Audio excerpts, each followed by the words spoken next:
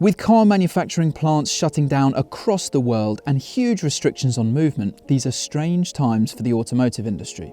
To help you make sense of it all, we've answered some of your questions about cars and the coronavirus. Remember, above all, cars should only be used when absolutely necessary for essential trips. So stay home and stay safe.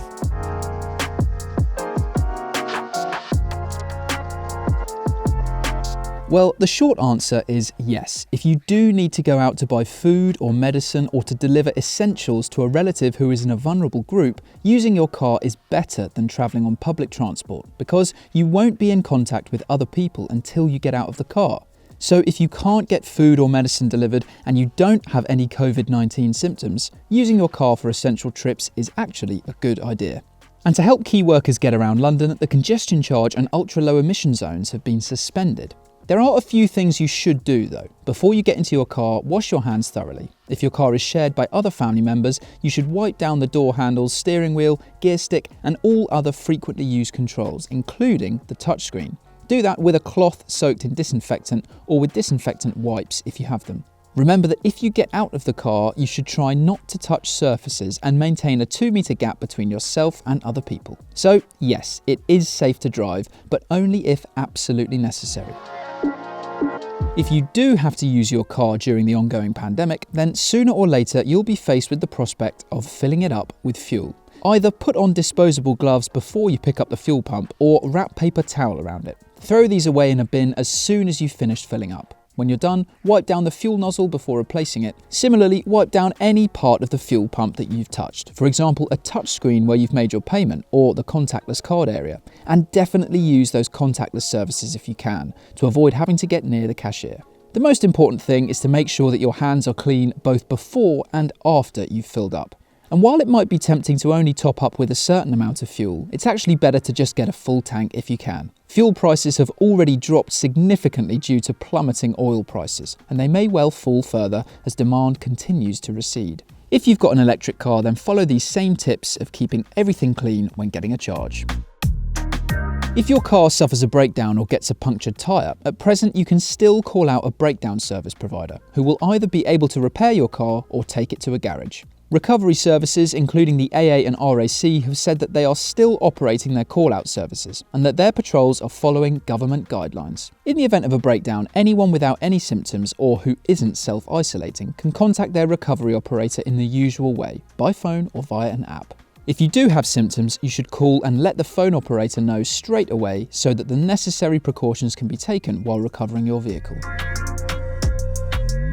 UK drivers have been granted a 6-month MOT exemption. So if your vehicle has an MOT which runs out on the 30th of March or after, then you can carry on using it for essential trips for the next 6 months before you need to get it renewed. You must still keep your car in roadworthy condition though. MOT centres and garages are allowed to remain open, but many are closing to protect staff and customers. So we'd advise looking online to see which local garages are open if you need one. If you pay for your car monthly but you can't afford it anymore, the first thing you should do is speak to your finance provider. It is far better to be honest with them than just to default on payments, because this will affect your credit score and make it harder to get finance in future. It's true that some lenders will be happier to assist than others, but you might well be offered some solutions to make the payments more manageable and allow you to keep the car. For example, they could allow you to defer the payments for a short period of time, or they might be willing to extend the period of the loan to reduce the cost of the monthly payments. If you just want to hand the car back, it depends on the type of finance you have and where you are in the contract.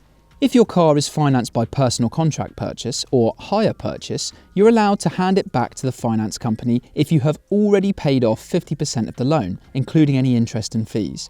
However, if you've yet to pay off 50% of the loan, you'll have to make up the difference. And if you've paid off more than 50%, you won't get that extra money back if you cancel the contract. If you lease your car through a personal contract hire scheme, it's a lot more difficult to hand it back. You can return it, but you'll probably have to pay back any remaining money you owe on the contract. So if you still have a year left, then the lender will expect a year's worth of fees up front. In this instance, it's better to contact the finance company and see what else you can arrange. If you used a bank loan or credit card to buy your car and can't afford the repayments, then you'll likely have to sell the car to cover the money you owe. While car dealerships are now shut for sales, if you are ready to buy a new car, you can contact our network of dealers through our new car buying service and talk through the deal with them through our online chat platform. There are signs that many car retailers are ready to do great deals if you're ready to buy a car. Demand is obviously currently low, and they still have a large amount of stock that they are keen to sell. Our advice is therefore to talk to car dealers and negotiate. The best way to track savings is to look at what car's target price for each car. It's the most you should pay and is guaranteed if you buy through one of our dealers. It's also worth bearing in mind that interest rates are at a historic low, and if you're planning on using hire purchase or personal contract purchase to fund your car, then these are typically affected by interest rates. Many car factories have shut down to limit the spread of coronavirus, and this will undoubtedly mean that there are longer waiting times on factory order cars. Retailers will be able to advise you on waiting times exactly. However, many car companies also hold a large stock of cars spec'd to the most frequently bought combinations. They will typically be able to access national databases and find out where the cars are located and transport them to you, although it is worth bearing in mind that logistics companies will be restricted in moving around the country, so you may have to settle for reserving your chosen car until the curbs on movement are relaxed. But you will not be obliged to buy the car if it is not to your satisfaction when it arrives. There have been some amazing goodwill gestures during the pandemic, and many in the car industry have been involved. Land Rover has redeployed its Defender press fleet to the Red Cross to help support communities across the UK, and MG will give up to 100 ZS electrics to NHS agencies. Fiat, General Motors, Ford, Nissan and Tesla have all pledged to help make more ventilators and face masks during the crisis. So those are your coronavirus car questions answered. If you found this video helpful, then why not give it a like? If you have any more questions, then leave a comment below and make sure you're subscribed because we will still be bringing you new videos every week.